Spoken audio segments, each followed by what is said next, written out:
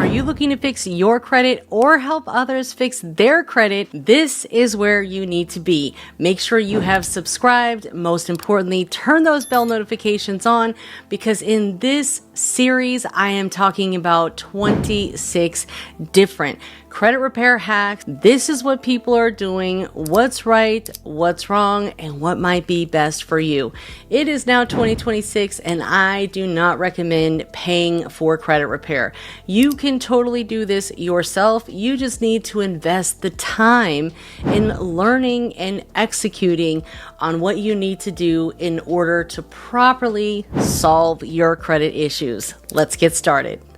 Now, if you were here for some of the previous episodes, then you know that we covered the basics on what this whole guide is going to give you. If you are interested in getting the guide, comment the word guide and I will send you exclusive access. In the last video, we covered complaints and who to make those with and how to go about doing that. In today's video, we are covering how to remove late payments. So if you have late payments or you're helping someone else with late payments, this is going to give you the information that you need to know, not what you want to hear. Again, my name is Credit Coach Nicole Scott. I am not a lawyer. I do not give legal advice. This is based on true events, my experience, and I'm going to tell you first and foremost, there are other people online on the internet doing videos that may make false claims in regard to late payments. They might give you these credit laws that correct late payments. Well, here's what I want to say. If such was true, then it would be that easy to remove late payments. And I'm going to tell you from my experience, removing late payments is the hardest thing to do.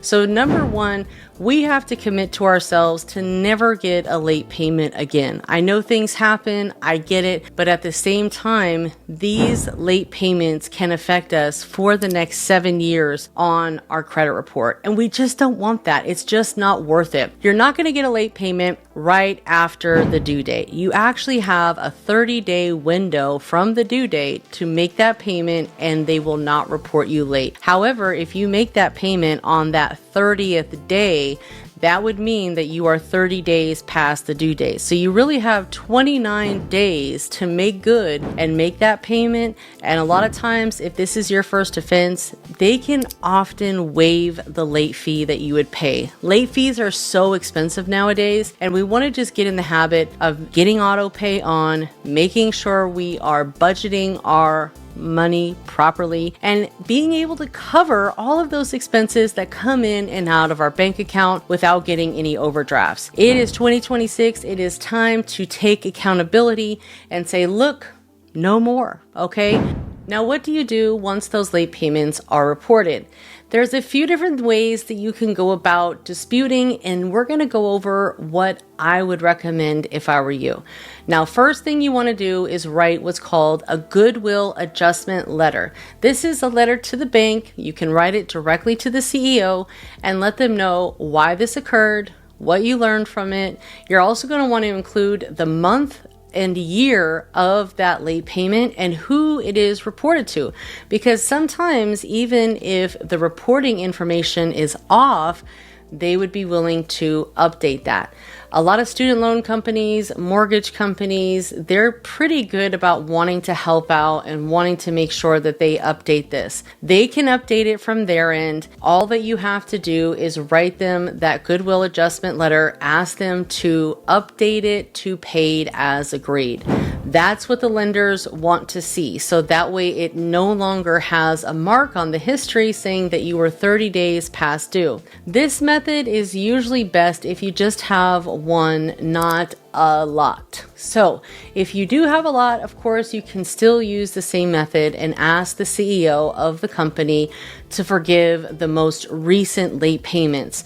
If late payments were older than 4 years, I wouldn't worry too much about them because a lot of the FICO models are focused merely on the last 2 to 4 years. FICO 10 is the FICO model that is focused on the last 4 years of payment history. A lot of banks are using FICO 8 or FICO 9. The only bank that I really know that's using FICO 10 right now is US Bank, but no big deal if you make sure to try to get as much of those old late payments corrected, the better. Now, if you're not getting anywhere and they say, no, we're not going to update this, you can make a complaint against them to the CFPB. You can also start disputing the account with the credit bureaus.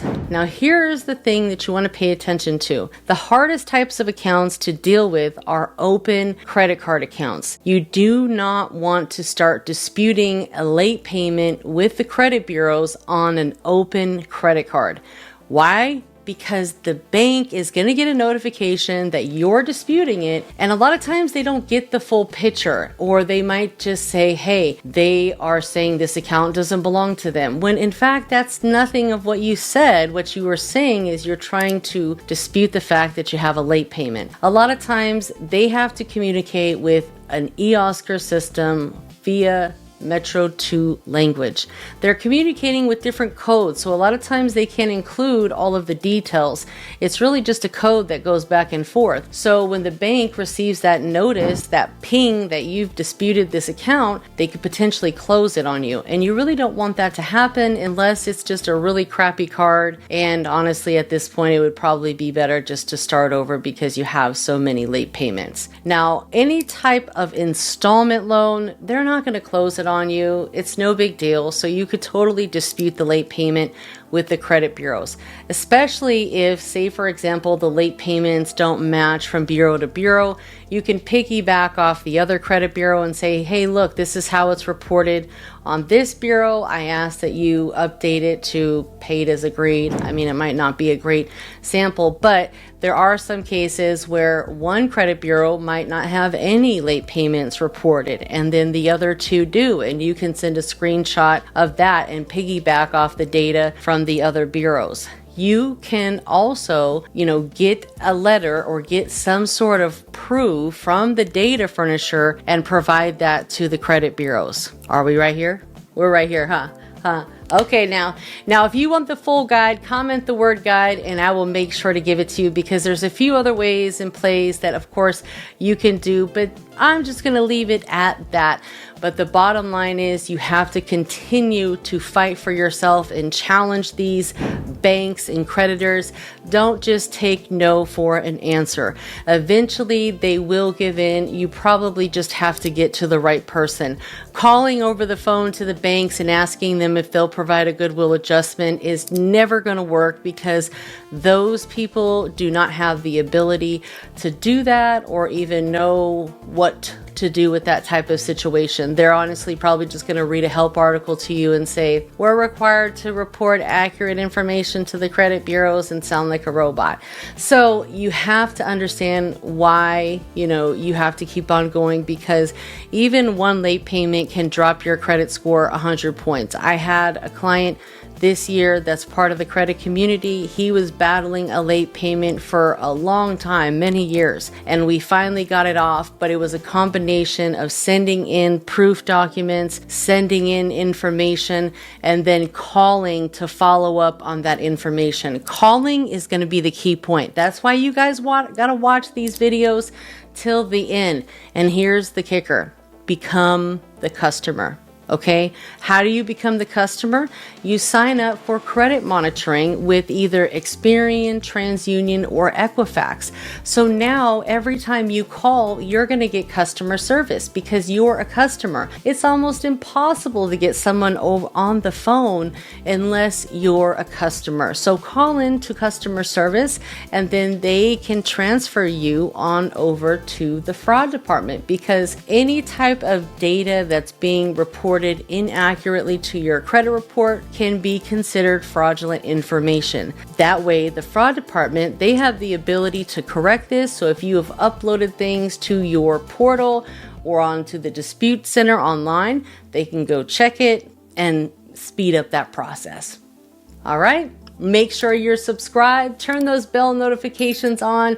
Most importantly, join the credit community. We talk about this and so much more to make it happen and work together and get through this process and solve all the credit problems that you have or that your clients might have.